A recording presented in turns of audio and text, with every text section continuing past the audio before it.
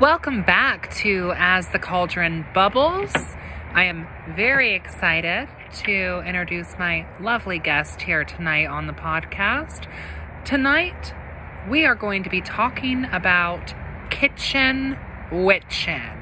But first and foremost, let me go around the cauldron and let's have all of our guests introduce themselves. Hello, it's me. It's Hale. How are you? Hey, it's Ren. Hi. Hey, it's Sid. How's your mom and them? And of course, it's me, Jazz, right? Okay, welcome back.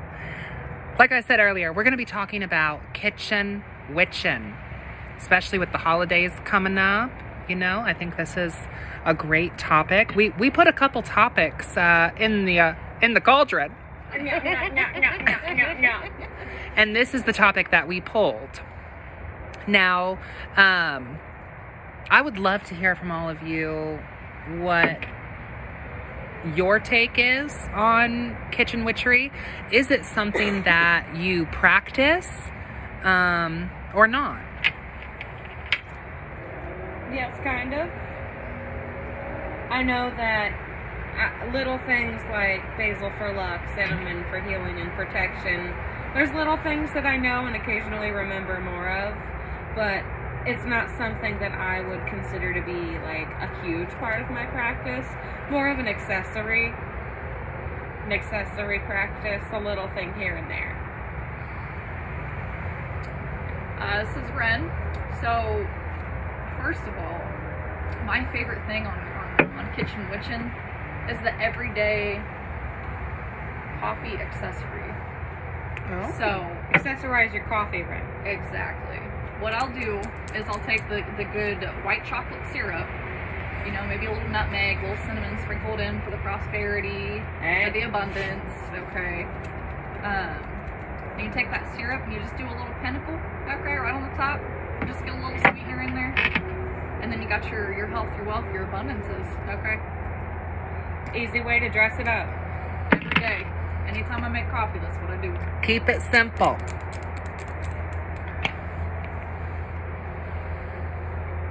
Well, my kitchen witchin', like, I don't really explore the way that you do your spellcraft. I don't do that in the way I do my kitchen witchin'.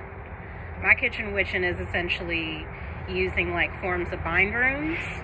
So taking like the Elder Futhark runes and what some of their meanings are, like Dagaz being like the one of light, kind of like a continuous version of light, since it literally looks like a triangle infinity sign. So that whatever I'm feeling is continuous. And then I could put Wunyo on top of that, which Wunyo is like the rune of hope and joy. So that putting this continuous energy of hope and joy within my coffee, my iced matcha latte that I make at home, you know what I mean, is constantly going with that energy. I don't really usually think of like the actual properties of like the herb or the spice, because I'm too busy thinking of like what bind rune, what intention I'm setting per the baked ziti, per the iced matcha, per you know, the ground turkey meatloaf, whatever it may be. When I think of Kitchen Witchin, as we'll call it tonight on the podcast, I think of just like simple everyday magic in your kitchen, and that can be culinary related or not. I think of just like doing magic, you know, from your kitchen or using stuff in your kitchen. And actually earlier I had recorded the video on Patreon with the sour jars, and like a lot of the stuff that I used in the sour jars was just stuff I had in my kitchen already. You know, I don't always think it's super necessary to go out to like a Botanica or a metaphysical store or even a grocery store and pick up a bunch of herbs if you already happen to have them. That's the beautiful thing about Kitchen Witchin is it's so flexible in what you can do, because you can substitute so much different stuff for other things. Yeah. And that Italian seasoning combo that's in some of your kitchens has got a lot of good stuff in it. True. Yeah. The basil, the rosemary, Oregano, the thyme. garlic. Yeah. Maybe a little salt. Dare I say? Jinx, you owe me a vodka cranberry. Well, we have wine. We're drinking a white Zinfandel on this evening. And a sweet red. So yeah, I mean, I think of, kitchen witchery as magic from your kitchen and using stuff in your kitchen to create and manifest your own divine reality. And I think naturally we think of food, of course. And, I think every meal that you make from home, even though it's kind of mundane, right? Like you're cooking from home. I think that's a really great way to kind of bring magic into your everyday or every other day or however often you cook from home or cook for your family or for yourself, to kind of put that in there. If you're having, for example, a gathering of friends and you're making a big pot of 4 cheese, fettuccine Alfredo, and some simmered vegetables and tofu. You can stir your good intentions into the food just by thinking of your loved ones and stirring the pot, literally speaking, stirring the pot. And, you can use your ladle or your spatula or whatever almost as like a wand. And like Sydney was saying with bind runes, or like Ren was saying earlier, like you can definitely put runes, bind runes, symbols, sigils, and kind of cast them over your pot of boiling water using something as simple as like a spatula, for instance. And, whenever you cook those dishes that you frequently make, whether you're a burrito kind of girl, a baked ziti, a crock pot kind of friend, lasagna, a pasta situation. You can kind of think about the spices you're adding in there. Like maybe you typically add oregano and Italian seasoning and garlic powder and black pepper into a certain dish. Think about maybe what some of those properties of those herbs are, and that's magic in of itself going into the dish that you're making. So that you can even use certain like spices and symbols to hypothetically like conjure up like a deity that you're maybe trying to appease specifically. Okay, like Hecate, it's a standard, she likes garlic. So if you're using that, just be like, a little Hecate garlic here in this chili dish, When you're giving the good offering to her later, you've already done the intention. As a treat. Yeah. Well, and speaking of offerings too, as we've just passed Samhain, I know that like a very common treat that is made is like soul cakes, and like they're typically made for Samhain. Some of them might get eaten, but a lot of them get given as offerings to ancestors and our beloved dead. And I think that's another example of like, kitchen witchery. Another thing that I think of too, and I think I've given some of these to you guys as gifts before, but the apple balls, they're like made with like applesauce and cinnamon, and they're like, you can use them as warding charms, or you can also burn them over a charcoal disc. Those are also made in the kitchen. Apples are symbols of wisdom and the occult, and cinnamon is typically very protective, very fiery. It can be very destructive in more left-hand path practice, or it can also be very sexual and sensual. Also speeds up the working too. Make it quick,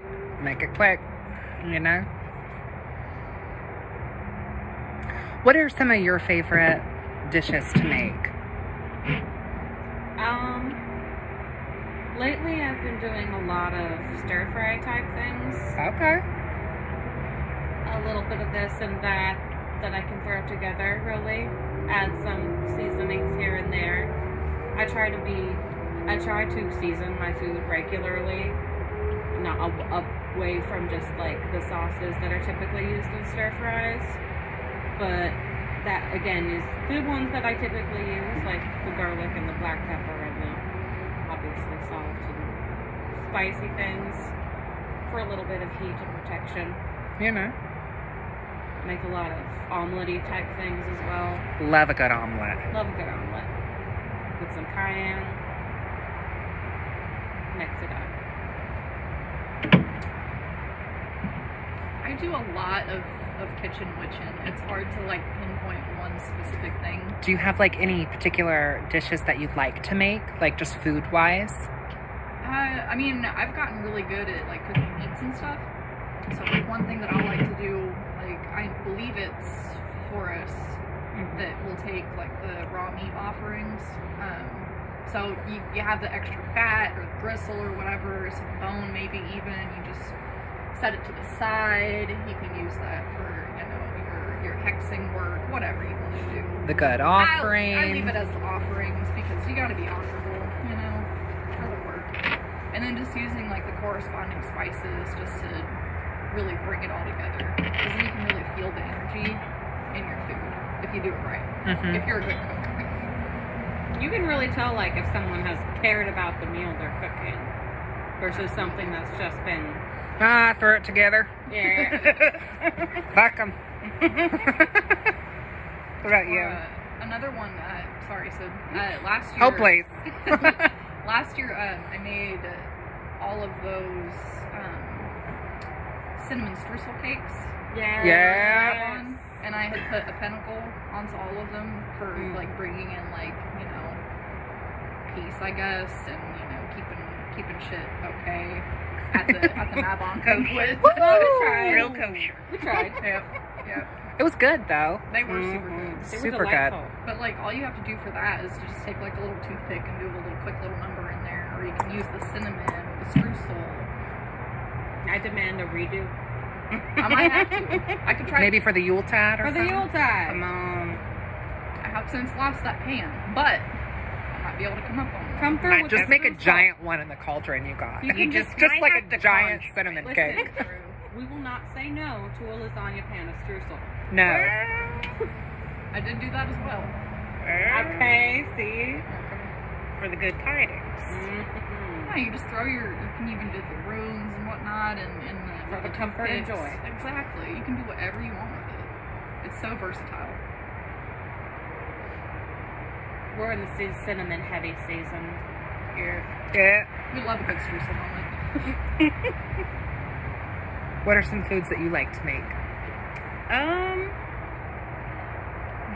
I don't know. It's like there are certain like staple meals that I have. What are some staples? Give us some staples, I've Beck. seen you've made So- like some curries and stuff. Yeah. Ooh, the curry. That makes So, okay. So like, you gave me the idea for the lentil chili, Oh, and that blew me away. it's so good. Woo. And it's hearty. Hearty, it's thick, and then I don't feel like super full. Like, not in the sense that I can't be full, but it's not like It's the good carbs. it's a carb without having to go all into the meats. Because sometimes I'm just not in the mood to like have my body digest flesh. But I really like. I do like a curry in the crock pot kind of moment. That like the first one I made was really successful. I was just like, well, damn, fuck. Guess I really did something right here. I like, as terrible as it is, I like slaving over the pot to make baked ziti. So like if I really care about a person, I'm gonna make a baked ziti. Don't ask me why. As long as we're stirring clockwise. You know? Well, you see, my thing is like, I'm a fuck around and find out kind of girl when it comes to these bind runes. So the last time I made a baked ziti for somebody, I put like a bind rune that basically was like not love me, but kind of like giving and understanding a love between each other.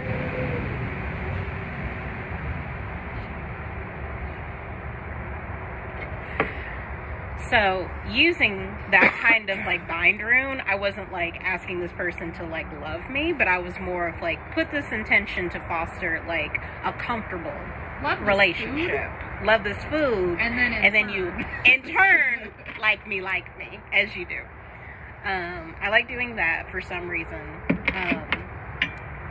And I say for some reason because it's such a continuous long-term process. Like when you're making the baked ziti or a lasagna, you know you are committing to this shit.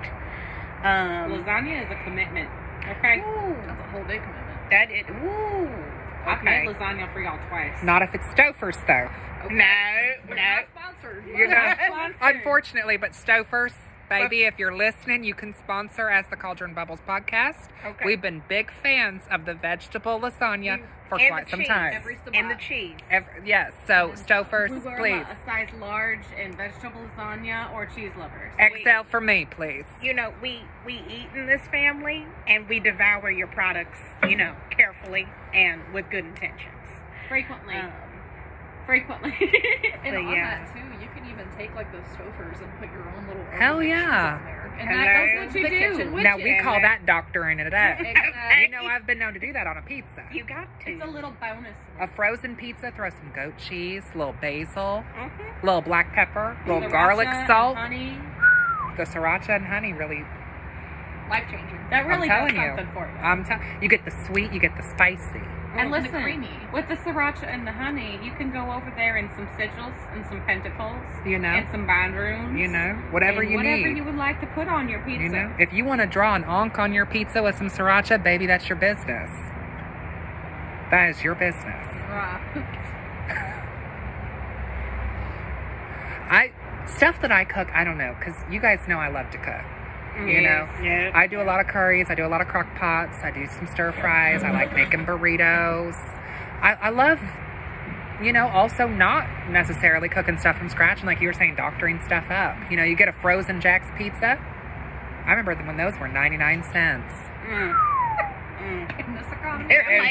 They're like They're like $3.29 2, 3 something You can now. find a 2 for $5 sometimes, okay? But yeah, the honey sriracha on there, I love that for sure. For The dark sure. cheese blend. For sure. For sure. Can't go wrong. Can't go wrong. Now, on the subject of doctoring things up, you can also do like your bowl of Cheerios, okay, in the morning, or your Boy. oatmeal, your yogurts. Oh, I definitely little doctor my Monty Python. yogurt. I'm sorry, It but doesn't have to be like, just hella. savory. No, put a little frozen fruit in there, babe. well, frozen. Okay, so I'm A little vanilla extract, You if you put will. fruit Well, and you're- green powder and granola and all sorts of stuff. See, I'm like, my simple staples are the good honey and the good cinnamon. Okay, you may think that sounds weird, but there are times where I've picked up And the yogurt? well, when you do Greek yogurt, okay, one time I picked it up and it was not vanilla, it was just plain. I had no idea. That's like right, eating sour cream. right. So I was like, how do you, like, on the How do I Google, fix that? how do I make this better? Well, if you get And- the plain Greek, you use it more as a sauce to put over a gyro or dip stuff in. It's sour cream, basically. I saw that move Or you wrong. can doctor it up with a little honey and a little cinnamon. That's all I'm saying. Honey and cinnamon. And then you throw in the granola. Yeah. Because I'm sorry, like, The I crunch. literally remember eating it and I was like, hell the fuck no, this can't be It real. needs some texture. So now that's a part of my breakfast. We get you the know, crunch. you get, 3/4 of a cup as a serving, good 12 teaspoons, tablespoons if you need. Something nice. But most of the time too, when you're doing the clockwise and the counterclockwise, I mean, what if you're making somebody's coffee that day? You know what I mean? You're just like, I wish you the worst. I wish you the worst. Yeah, get that vanishing pentagram on there. Maybe a little cayenne. But, a little something. Stir it counterclockwise. something. Make them miss every green light on the way home. I mean, and make them shit their pants when they get there.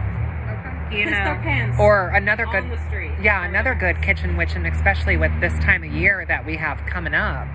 A lot of us seeing family or going to families, and there's, especially given this year, potentially some tension or some awkward moments, or you got a crazy, wild ass vocal uncle, you know what I mean, who just runs his fucking mouth. There's ways that you can do some things in the kitchen with that too. Make sure he banishes himself to that bathroom, and he never does come out. As long as you have another bathroom. dare I say? Make sure that there's another bathroom in the situation. Well, We don't want him see, taking the it only depends. It depends how many people that piss you off that day. Then it Aries needs to moon, not we're be all at my about fighting. house. Right. It's like, you know what? You can leave, but I'm gonna make sure you clog up your own ass toilet. Okay? Exactly. Right. Or if you're, just having company in general, be it friends, family, and maybe you're going to have a conversation that really needs to be had. Like, you could brew tea for your guests and kind of push the intention of, like, may the truth come out, you know, say a little incantation over the teapot and then serve it to the guests, you know? I mean, add a little mint so that they focus in. You know? Okay. A little something subtle. Little keep the peace in the lasagna. And there's a reason why, too. I mean, talking about Kitchen Witchery, before we started recording, we were talking about how, like, there's that kind of, like, stereotypical trope of, like, you know, you're the person who's new to the neighborhood bringing the cookies to kind of, like, sweeten up their neighbors. Or, you know, those kind of things. Or the banana bread. The neighbors that bring in the cookies to get the dirt on the new person. Yeah. Don't trust them people. Or their banana They'll bread. feed you their cookies and you'll spill all your secrets, they think. Right. I'm a cookie girl, okay? I'm also a casserole girl, okay? Very much so. Very Love a much good so. casserole. It's getting into casserole weather, y'all. That's just It savory is. cake. I'm also very much like Yeah. you want some tea, you want a little something to drink, you know? And then you go back there and you fix them up something real nice in that kitchen. Just for them. Catered. Custom. Is this for what them. you harass people to eat when they come into your No! That's not at all what the licorice tea is for. Not at all. Never. Never. No, I'm just could do so, this I with have so much Virgo to me, you know? Yeah. Just maternal. Right. But also I think food truly is nurturing. a language. I mean, I feel like it kind of can be a way for people to really connect. And at least growing up for me, socially, culturally, like, food was a bonding time. Like, when it was time for dinner, especially on Sundays, family Sundays, that was a big thing, was like having the food. And we would have a lot of the same meals every week on Sunday. Like, Tradition. yeah, my mom, we would typically have some sort of curry or some sort of pasta, and that was the main dish. And then there was always a salad, always. You gotta keep it regular. And then there'd be, you know, a mix of different juices or cocktails or sodas. And then always a store-bought dessert, because my mother did not bake. She could cook, but she was not a baker. She was not a baker's man, okay? So that was what we would have every Sunday evening. And it really kept our family, you know, because, like, we would all get together on those Sundays. You know, Grams would come down from around the corner, you know, and we would all get together, and I miss those days, and I cherish those memories of, like, just bonding over, you know, who's getting the last slice of naan bread, you know? Is that a bond or a fight? Well, Depends. it can be Depends both. on the intention. Depends. When you're set up like my family, if there's not at least 5 to 8 people all having 7 different conversations using strong profanity at a level 10 outside voice inside the dining room, Is it really a thing? are you really part of the family? You know what I mean? That's how I was raised, babe. That's how we grew up. And also, let me say this, too, on this episode of the Kitchen Witchin. If y'all didn't know this already, I love to eat. We eat Love in this it. family. Love. We got a charcuterie board right here in front of us. And it's a little... We're been nibbling snacking. now. It's picked through. Yeah. It's nice because you can kind of graze, you know? It's a Well- grazing moment, You know, in the name of ISIS. you know? I love a snack snack. Little cheese cubes, some grapes. Olives. Mm-hmm. We still got cookies. And popcorn. We like to eat. We like to eat. Let us reiterate. Oh, We and- eat in this family. And you know, another thing about Kitchen Witchery, too, is, and I think people don't always think about this, but cakes and ale. Hello. That's kind of the point of ritual, is to eat and drink and be merry. But I definitely feel like different, and it's interesting too, because I feel like different times of year kind of have different culinary associations. Like some of the foods or the cakes that we might have at springtime of Ostara are vastly different than the more foods. fruity. Yeah. Light. Lemon meringue. Vastly different than the foods that we're having at like Yule. Right. A little heavier cinnamon. Warmer. Yes. Gotta keep you nice and plump through the winter. Exactly. Say that Sweet we roll. outlands. Love a sweet roll.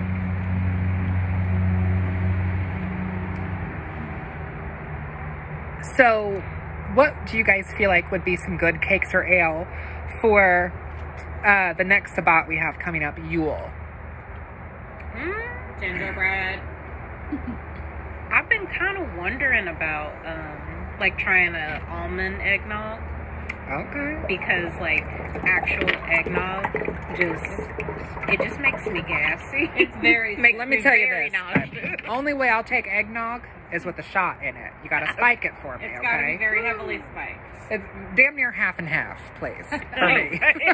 Otherwise, it is thick and it is eggy. Yeah, my husband, though, is an eggnog monster. Y'all heard it? Look, y'all heard of the Cookie Monster? No, he's the eggnog monster.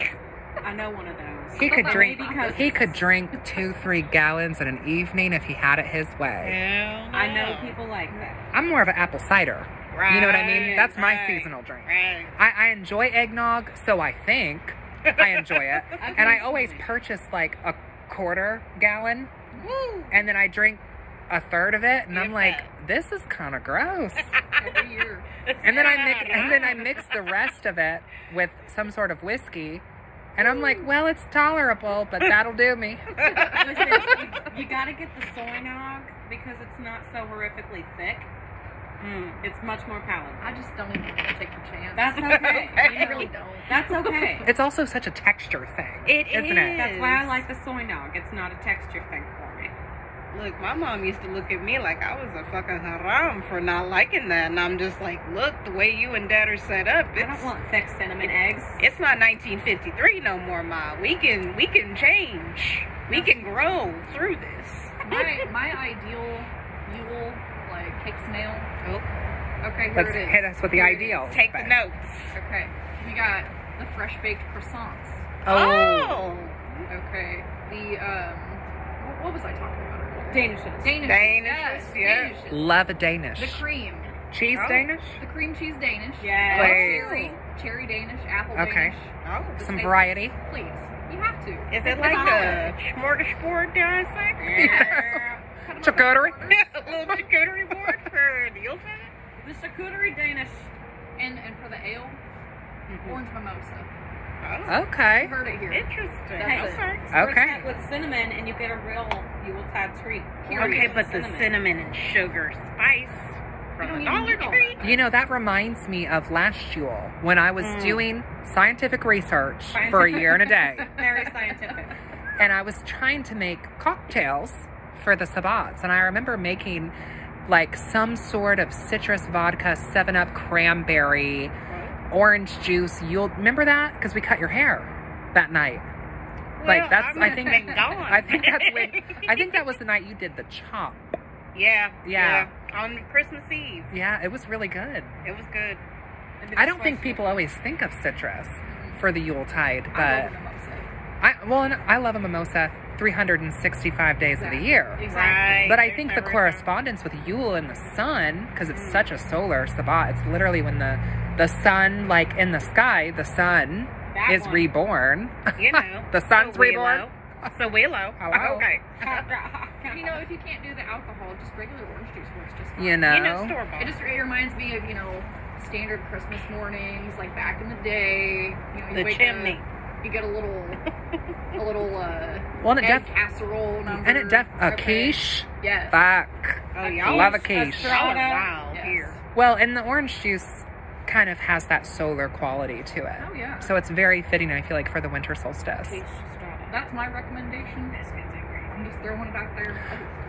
I love, so I guess talking about family and whatnot, speaking of like Christmas morning, we would always have coffee cake. Yep. That coffee cake, I think, isn't necessarily, I guess, what I would associate with Yule, but like it's what I've associated with the holiday season growing up. I mean, you could fuck around and have coffee cake as a cakes at Yuletide, or cinnamon rolls, for sure. They have orange cinnamon rolls, dare I say. Yes. For Christmas and holiday season, when I was growing up, we'd have like a pastry in the morning when parents aren't yet awake and it's present time because there's no more sleeping to be done. And then once the presents were open, someone would go and start the meal, which was like a quiche or a strata or biscuits and gravy or something along those lines. Now, Yeah. ale-wise, you know what I like? That's And I still like this ale-wise, and I have yet to have this actually formally, ritualistically as an ale, because I know it's not everybody's cup of tea. But what I personally enjoy drinking around Yuletide, hot cocoa, Yeah. a shot of peppermint vodka, period. I'm down. That So sounds good. delicious. Just a shot of peppermint vodka and some hot cocoa. Love it. Love Yeah, we it. do both. Okay. Why not both, babe? We You can do know? both. Shall we do both? Place. We're just gonna have a cocktail bar. for I you. mean- it's fine. 'Tis the season. We need to have a cocktail bar on the retreat. So we're blocking out August and September for that, right? We're blocking out August from December. No, I'm kidding. Don't tell me that. I'll do it. That's the time of the year when we eat. You know? It's When we harvest. eat, we sleep. And the we rest get of the year we married. sleep. Yeah. We eat and we do covenry and then we sleep. Yes, we do. Mm-hmm. Does anyone else have anything they'd like to add on Kitchen Witchin? Look up your correspondences. It'll do you good. Agreed. Well, thank you guys so much for joining, and thank you for listening to another episode of As the Cauldron Bubbles. This has been your, special episode on the Kitchen Witchin. Until next time, guys, blessed be. Blessed be.